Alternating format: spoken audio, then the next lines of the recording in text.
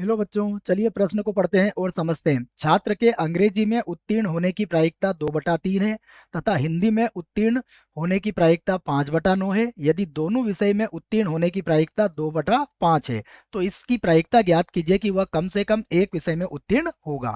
तो बच्चों, प्रश्न को हल करने से पहले प्रश्न के लिए हम मुख्य अवधारणा देख लेते हैं बच्चों, जिसकी सहायता से हम इस प्रश्न को हल करेंगे। ठीक है, तो अवधारणा मुख्य अवधारणा में बच्चों हम प्रायिकता या फिर दो प्रायिकताओं में जो संबंध होता है उसका सूत्र लिखेंगे बच्चों। तो देखो, हम जानते हैं कि यदि हमारे पास ए और बी दो घटनाएं हैं तो ए यूनियन बी की प्रायिकता जो होती है वह होती है ए की प्रायिकता प्लस बी की प्रायिकता और फिर आता है माइनस ए इंटरसेक्शन बी की प्रायिकता। ठीक है बच्चों, तो इंटरसेक्शन में हम कहते हैं कि और यूनियन में कहते हैं हम या।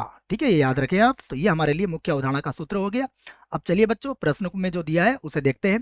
तो उत्तीर्ण होना, इसे हम क्या मान लेते हैं? घटना ए मान लेते हैं। तो माना माना अंग्रेजी में, जैसा प्रश्न में कहा है, अंग्रेजी में उत्तीर्ण होना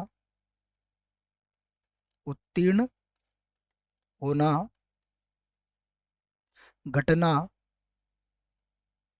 ए है। ठीक है बच्चों, इसको हमने क्या मान लिया है? घटना ए मान लिया। किसको? अंग्रेजी में उत्तीर्ण होने को। ठीक है, अब देखिए उसके बाद ये अंग्रेजी में बच्चों थोड़ा सा अलग दिख रहा है, इसको हम एक बार और लिख लेते हैं। ठीक है बच्चों, तो देखो यहाँ पर अंग्रेजी।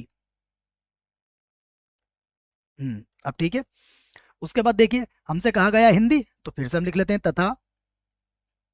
तथा हिंदी में उत्तीर्ण होना उत्तीर्ण होना घटना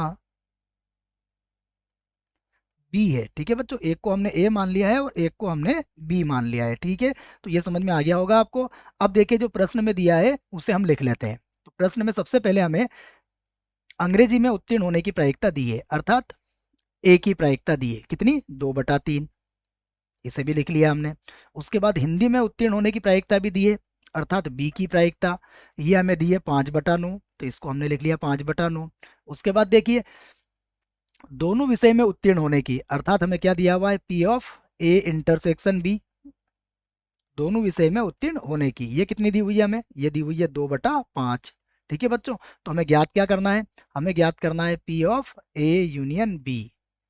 इसका मान हमें क्या करना है बच्चों? ज्ञात करना है। हम लिख लेते हैं ज्ञात करना है। ठीक है, अब देखिए प्रश्न में बच्चों जो मुख्य अवधारणा में हमने सूत्र लिखा था उस सूत्र को हम लिख लेते हैं। तो हम लिखते हैं यहाँ पर, हम जानते हैं।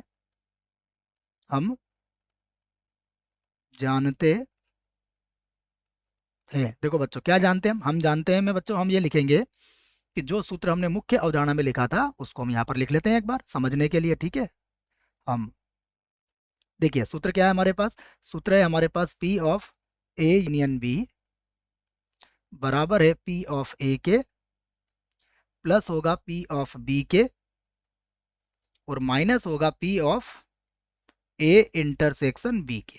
ठीक है, ये सूत्र हमने लिख लिया है। तो अब देखिए ए की प्रायिकता कितनी है, लिख लेते हैं हम। ए की प्रायिकता है 2/3, तो यहाँ पर लिखेंगे हम 2/3।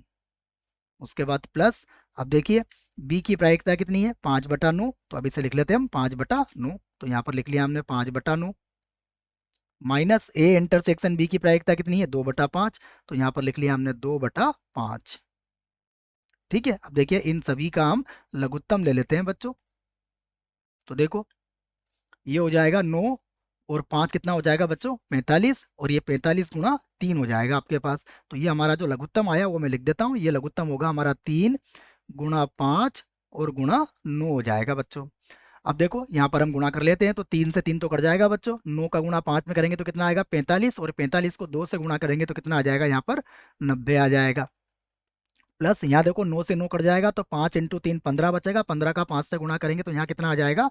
75 आ जाएगा। और इसी प्रकार देखो बच्चों 5 से 5 कट जाएगा तो 9 का गुणा 3 में करेंगे तो कितना हो जाएगा? 27, और 27 को 2 से गुणा करेंगे तो ये हो जाएगा बच्चों हमारा 54। ठीक है, देखो आगे इसको लिख लेते हैं। सॉल्व कर लेते हैं इसको। देखो ये हो गया हमारे पास 90 और प्लस, देखो 75 में से 54 घटाएंगे तो 5 में से 4 घटाएंगे तो कितना बचेगा, 1 बचेगा। 7 में से 5 घटाया तो कितना बचा, 2 बचा। और हम इन सभी को भी गुणा कर लेते हैं। देखो तो गुणा करने पर ये कितना आ जाएगा, 135 आ जाएगा। एक बार और जोड़ लेते हैं इसे, तो ये हो जाएगा 111 और बटे में आ जाएगा 135। ठीक है बच्चों, यही हमारे प्रश्न का उत्तर होगा। आशा करता हूँ बच्चों हमें आपको इस प्रश्न का उत्तर समझ में आया होगा। धन्यवाद।